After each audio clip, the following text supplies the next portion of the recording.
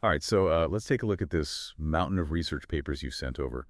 Looks like we're going deep into advanced materials and engineering simulations today. Yeah, it's a fascinating mix, really. We've got everything from functionally graded materials to analyzing bridge vibrations, and even some really interesting work on how 3D printing is getting a sustainability boost. Well, you know me, I love to dig into the details. So let's start with those functionally graded materials, or FGMs. I've got to say, the whole concept is pretty mind-blowing. Imagine a material that gradually transitions from one composition to another.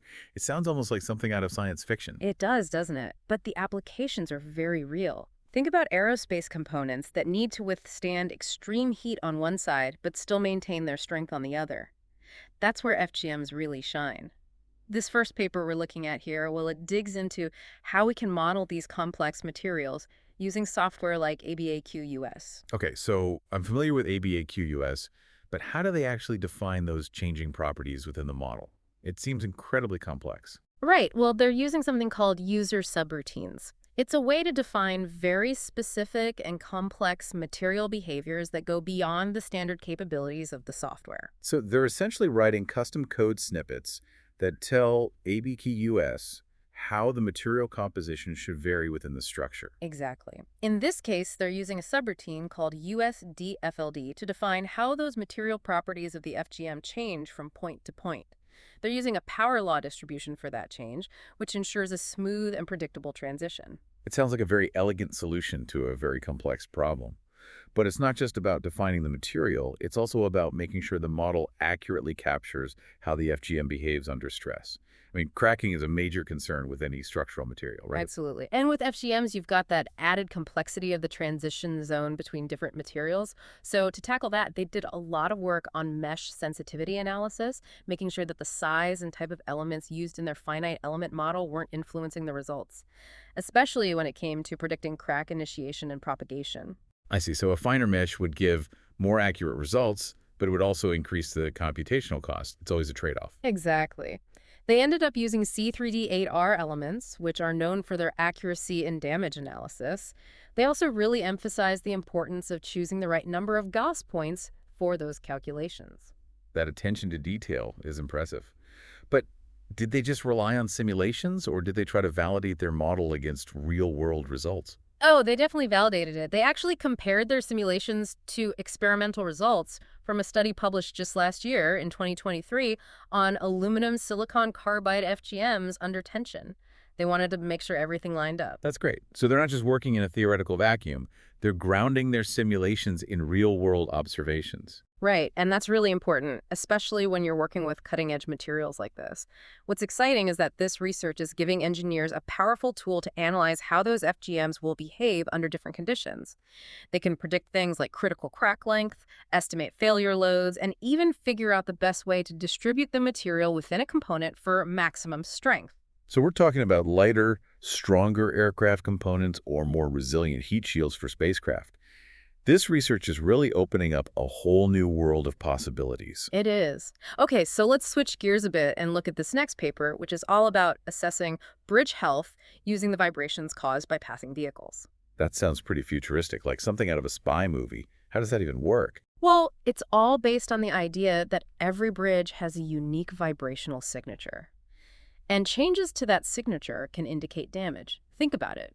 Bridges are constantly under stress from traffic, from weather, just from the passage of time. So being able to efficiently assess their health is absolutely crucial, both for safety and to prevent those catastrophic failures we hear about sometimes. Right, I get that part.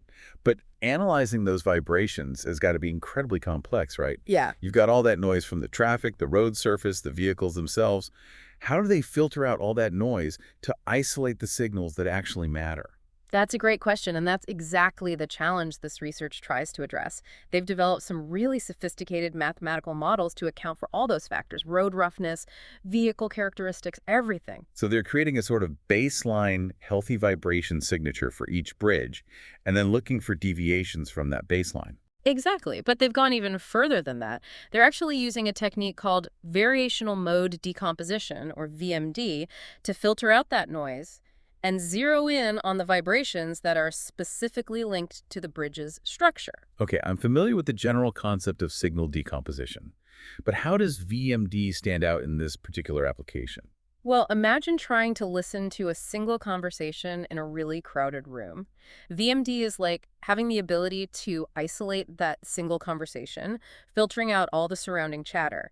In this case, it allows the researchers to separate the bridge's vibration signal into its core components and identify the specific frequencies that are associated with potential damage. Ah, so they're finding the damage frequencies hidden within all that noise. Fascinating. And they were able to do this even with traffic moving across the bridge. Yeah, they tested this technique with vehicles moving at different speeds, and they found it was still effective. In fact, higher speeds, which you might think would add more noise, actually made it easier to detect those damage signatures. Really? That's surprising. I would have thought higher speeds would just create more chaos in the data. Right, it seems counterintuitive, but it turns out that VMD is incredibly good at filtering out speed-related noise. So what this means is that you could potentially have a system where routine traffic flow actually helps monitor bridge health. No need for special inspections or lane closures. Now, that would be a game changer for infrastructure management. It could save time, money, and even lives by allowing for more proactive and targeted bridge maintenance. Absolutely. This research is a great example of how those cutting-edge signal processing techniques are really opening up those new possibilities for monitoring and maintaining the structures we rely on every single day. All right, this is already blowing my mind, and we've only just scratched the surface. Let's move on to another paper that focuses on damage detection. But this time we're going into the lab, and we're adding a healthy dose of machine learning to the mix. Sounds good. So in this research, they're taking a slightly different approach. They're focusing on very controlled experiments in the lab and leveraging the power of data analysis to pinpoint the location of damage within a structure. Okay, so a more controlled version of that bridge experiment. What's the advantage of that approach? Well, by carefully controlling the load and the environment, they can really isolate the effects of damage on the structure's vibrations much more precisely. And this lets them generate really high-quality data that they can use to train a machine learning algorithm. Oh, machine learning. I knew it had to come into play somewhere. So how did they actually train the algorithm to detect damage in this case? Okay, so they used a technique called the random decrement technique, or RDT for short. It's a way to analyze the decay of a structure's vibrations over time. Essentially, it captures the unique dynamic fingerprint of that structure. So they're looking for anomalies in how the structure vibrates after it's been excited in some way. Yes, exactly. And the key takeaway here is that damage at a specific location, well, it actually alters the statistical properties of the vibration response. It creates a distinct signature that the RDT can pick up on. Okay, so damage leaves a trace, like a fingerprint at a crime scene. How do they use that information to actually pinpoint the location of the damage? All right, so they calculated something called correlation coefficients between the vibration signals that were recorded at different points along the structure. Damage basically disrupts these correlations, creating a pattern that the machine learning algorithm can learn to recognize. Correlation coefficients. Remind me again how those work. Sure. They measure how strongly two sets of data are related to each other. In this case, they're comparing the vibration signals from different sensors placed along the structure. If the structure is healthy, those signals will be highly correlated. But if there's damage, those relationships will get disrupted. Got it. So the machine learning algorithm learns to recognize those disrupted correlation patterns and can then predict where the damage is located based on new vibration data. Exactly. It's like training a detective to spot those subtle clues that others might miss. This research is a great example of how combining those sophisticated experimental techniques with machine learning can significantly enhance our ability to detect damage early on before it becomes a major problem. This is incredible. It seems like we're moving towards a future where structures can practically diagnose themselves. Mm.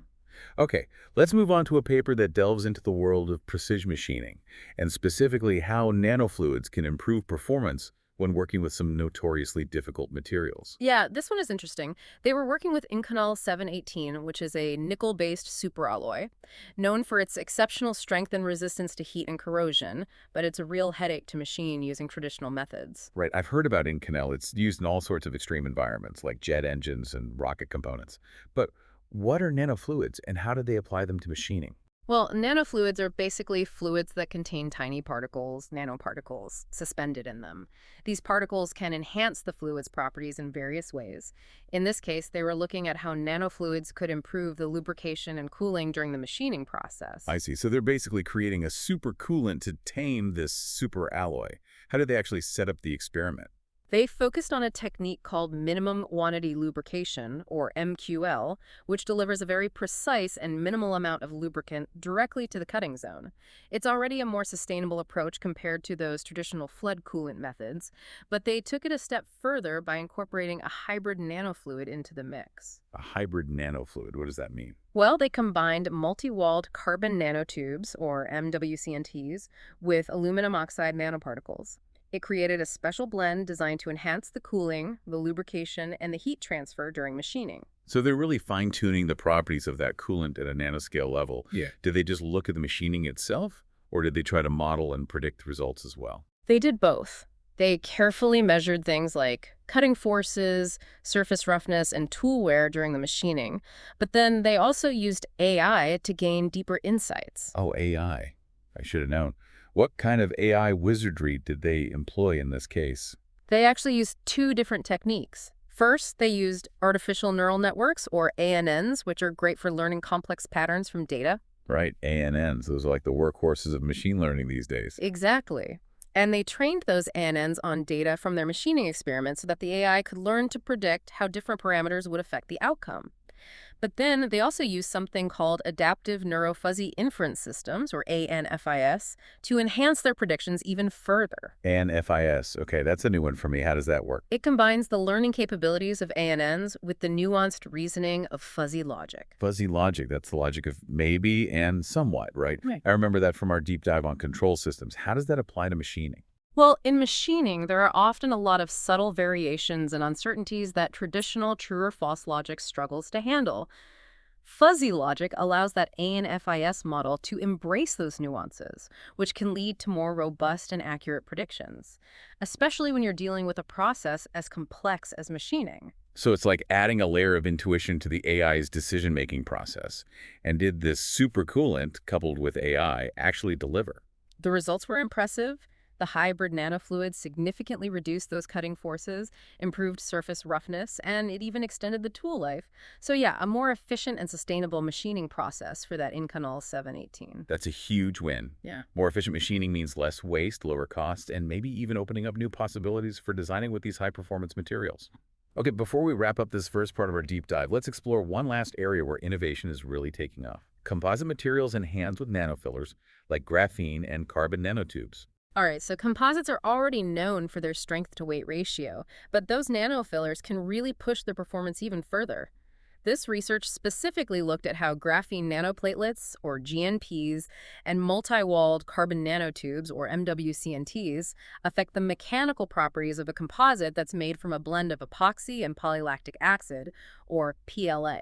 PLA, that's a biodegradable polymer, right? So they're not just looking at enhancing performance, they're also trying to keep things sustainable. Exactly. They were going for a high-performance composite with a lower environmental impact.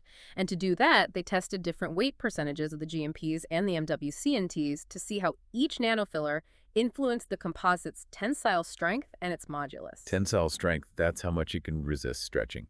And modulus, that's a measure of its stiffness, You right? got it. Yeah. They were essentially looking to see which nanofiller would give the composite the best strength and stiffness boost. And was there a clear winner? It's interesting. Both the GMPs and the MWCNTs did enhance the composite's properties, but the GNPs generally outperformed the MWCNTs at the same weight percentage. So graphene takes the crown in this case. But why do you think that is? Was it just that the graphene was inherently stronger? Well, it's a little more nuanced than that. They actually used scanning electron microscopy to look at how the nanofillers were dispersed within that PLA matrix and how they interacted with the surrounding polymer at a microscopic level. Ah, so the arrangement of those nanofillers within the material matters as much as their individual properties. Absolutely. What they found was that the GMPs tended to disperse more uniformly within the PLA matrix, which created a stronger bond between the two materials and a more efficient way to transfer stress throughout the structure. It's not just about choosing the strongest nanofiller. It's about making sure it's integrated into the material in the best way possible. That makes perfect sense. It's like building a house. Doesn't matter how strong the individual bricks are, if the mortar holding them together is weak.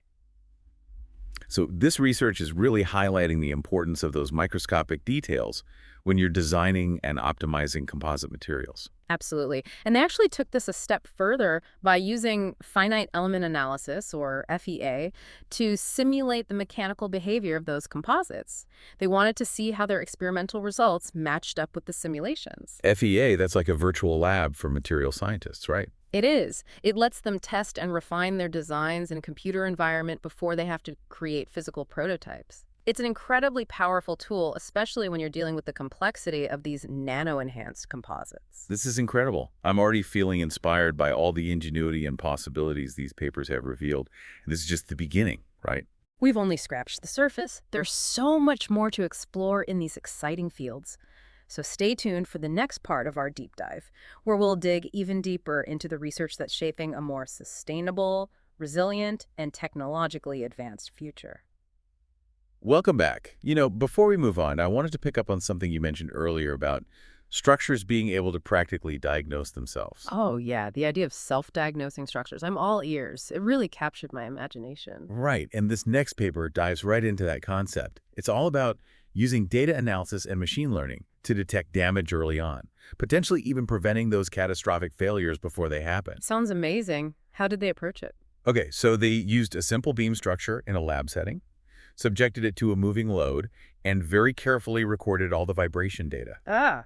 So kind of like a controlled version of that bridge inspection technique we discussed, but with machine learning added in. Exactly. That controlled environment lets them really isolate the effects of damage on the beam's vibrations, and that gives them nice, clean data to train a machine learning algorithm to recognize the signs of damage. I'm always impressed by how researchers are finding new and innovative ways to apply machine learning to these engineering challenges. So what kind of algorithm did they use in this case? They use something called the random decrement technique, or RDT. It's a way to analyze how the beam's vibrations decay over time. You can almost think of it as capturing the unique heartbeat of the structure. Okay, so damage creates a kind of arrhythmia in the structure's heartbeat. That's a great way to put it. And the beauty of RDT is that it can pick up on those subtle changes in the vibration patterns that we might completely miss with the naked eye. And then they feed that RDT data into a machine learning algorithm. So the algorithm can learn to recognize the specific signatures associated with different types of damage at different locations. So it's like training a detective to spot those nearly invisible clues. They sift through all the data and find the pieces that point to the culprit. Precisely. And the potential applications here are just vast. Imagine being able to monitor things like aircraft components, pipelines, even buildings in real time using sensors and these algorithms. We could detect damage long before it becomes visible or causes a serious problem. That kind of preventative maintenance could really revolutionize safety standards across so many industries.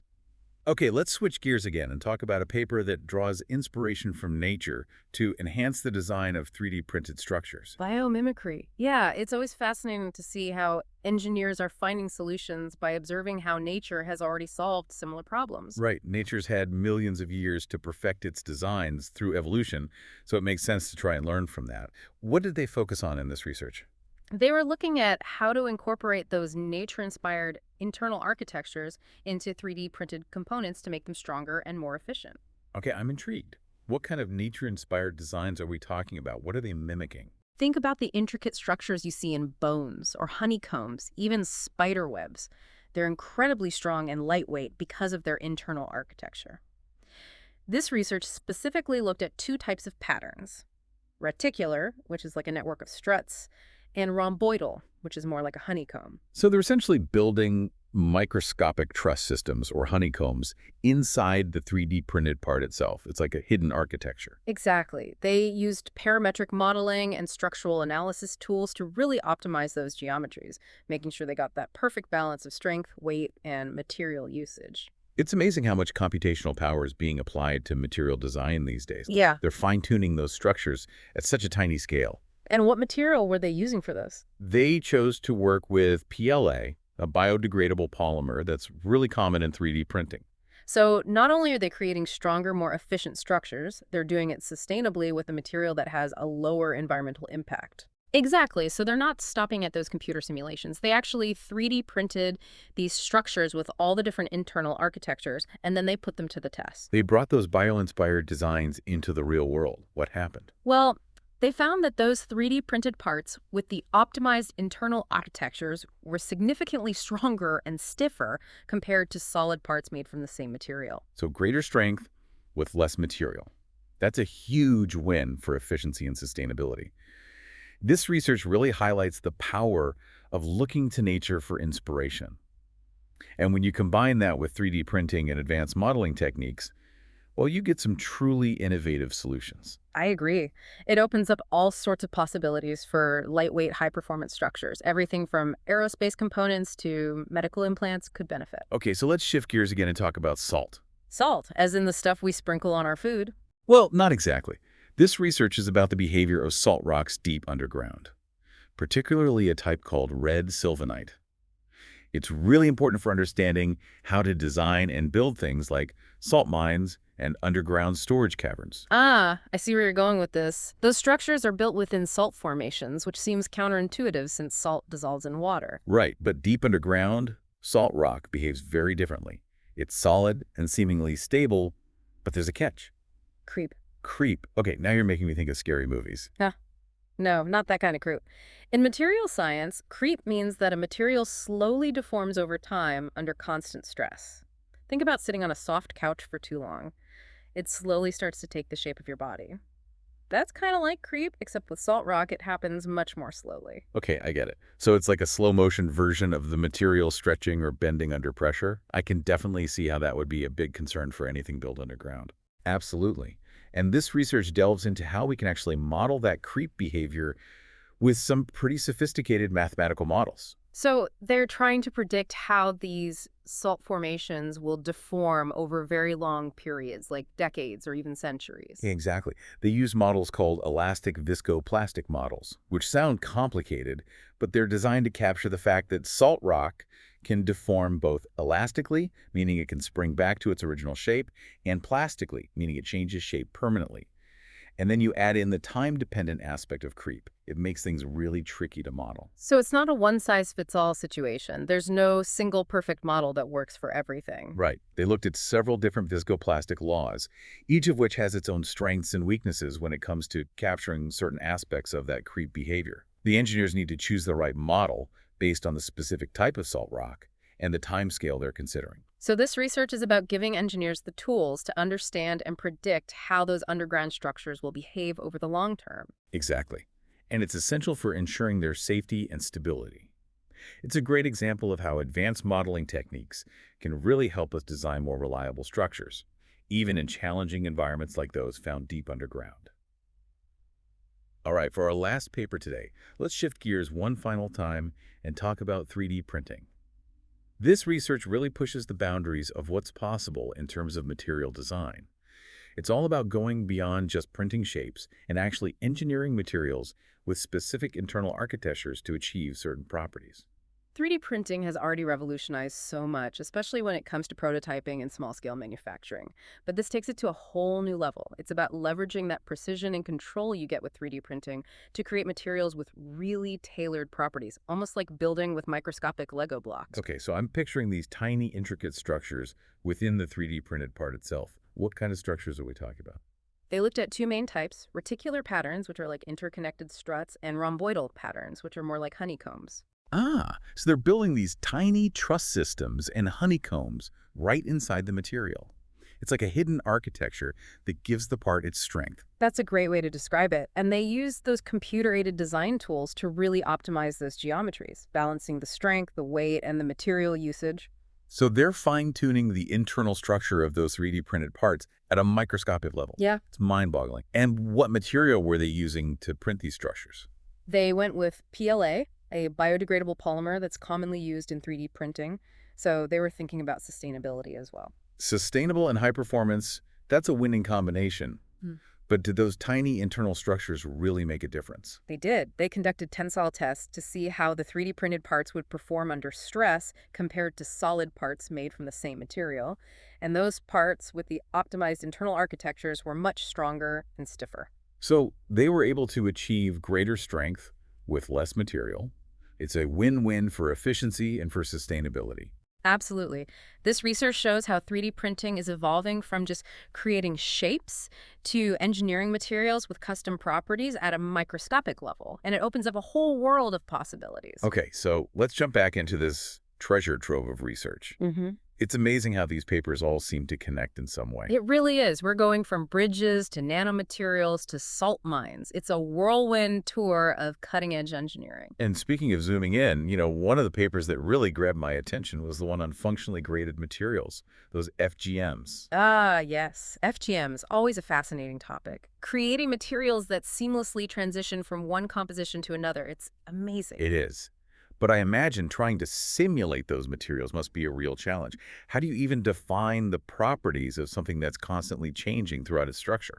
Well, that's where those user subroutines we talked about earlier come in. This paper used a specific subroutine called USD-SLD. It lets the researchers define those really customized material behaviors. So they're essentially writing custom code that tells the software, like ABAQUS, how the material should change from one point to the next. Precisely. They're creating a material gradient based on a set of instructions.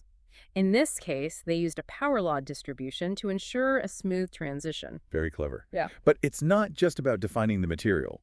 You also need to make sure the model accurately predicts how that FGM will behave in the real world.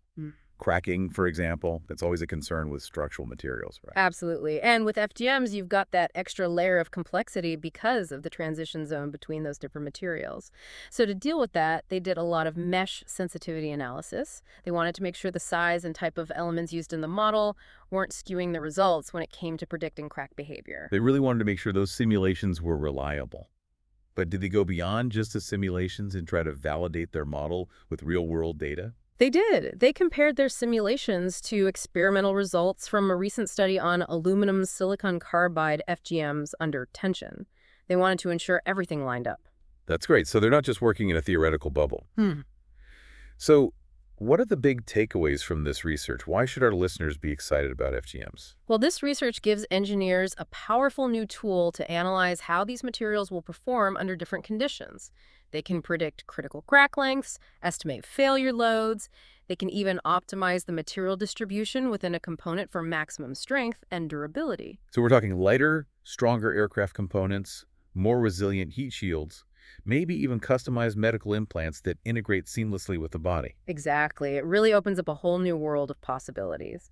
And speaking of pushing boundaries, let's talk about sustainability for a moment. One of the papers you sent over looked at using recycled materials in 3D printing. Yes. I was really interested in that one.